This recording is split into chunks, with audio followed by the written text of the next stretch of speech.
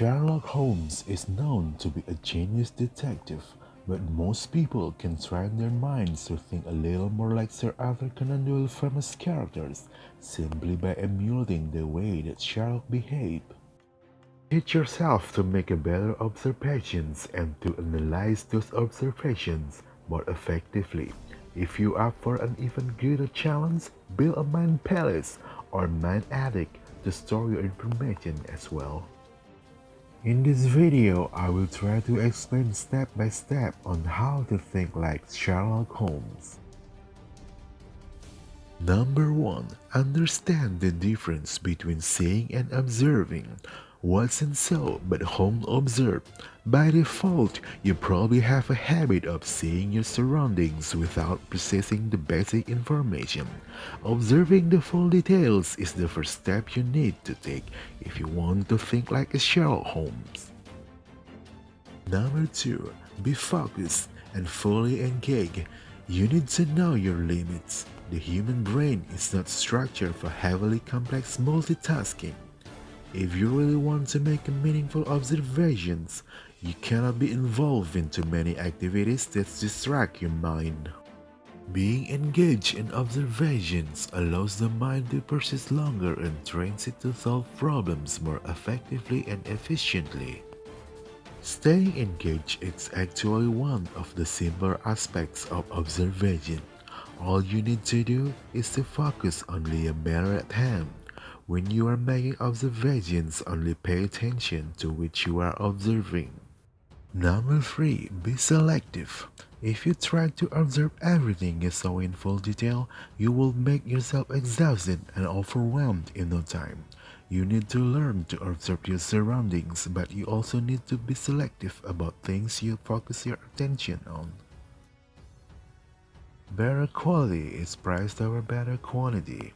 You need to learn how to observe things more thoroughly, not simply by how to observe more things. The first thing to do in this situation is to size up what areas are vital and which are of no consequence. This takes practice, and there is not much else you can do to hone your ability to distinguish one from the other. Once you determine which aspects are essential, you need to observe them down to the smallest details. If the areas you observe do not provide you with the sort of detail you need, you may need to slowly expand your field of observation to other aspects of the situation you previously ruled out as being inconsequential. Number 4. Be objective. By nature, humans tend to have biases and preconceptions that influence the way they perceive things. If you really want to make meaningful observations, you need to dismiss these biases and be objective as you take a look around. The brain often takes what it wants to see and interprets as fact when it's actually its only perception. Once your brain records something a fact, it can be difficult to realize otherwise. You need to focus on being objective as you observe so that you do not taint your well of information. Keep in mind that observation and deduction are two different parts of the processes. When you observe, you are doing nothing more than observing. Only during the deductive stage you can make a judgment on the information you gather. Number 5. Make exclusive observations. Do not merely pay attention to what you see.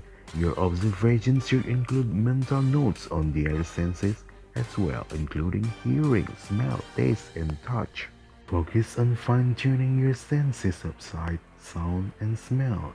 These three senses are the ones you rely on most, but they are also the ones you take for granted most. After you can use these senses objectively, move on to touch and taste. Number 6. Meditate. One practical way to exercise and develop your ability to observe is to meditate for 15 minutes each day. Meditation can keep your mind keen and may help acquaint you with the concept of being fully focused. You do not need to go out of your way to meditate. All you really need to do is to spend a few minutes a day shutting out distraction and building your ability to focus. You can focus on a specific image on your mind, or you could focus on external image during meditation. The mind idea is simply to make sure that whatever you're meditating on has your full focus. Number 7. Challenge yourself. A daily, weekly, or monthly puzzle can help you sharpen your powers of observation. Give yourself a mystery to solve, but make sure that the mystery will require the full use of your power of observation. One simple challenge you can give yourself is to observe something new every day. For instance, take one picture a day from a different perspective. Focus on taking pictures that demonstrate fresh perspective on everyday location. People watching is another powerful yet simple challenge you can give yourself.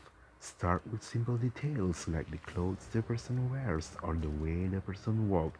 Eventually, your observation should include details about your body language and signs of specific heightened emotions. Number 8. Take notes. Even though Sherlock Holmes does not need to carry around a notepad and pen while you are working on developing your powers of observation, taking notes can be beneficial. Make sure that the notes you take are detailed enough for you to recall various sights, sounds, smells, and situations. Number 9. Ask questions. View everything with healthy level of skepticism and continually ask questions about what you observe, think, and feel. Instead of jumping straight to the most obvious answer, break any dilemma down further into more questions, answering each one so that you arrive at the more thorough solution.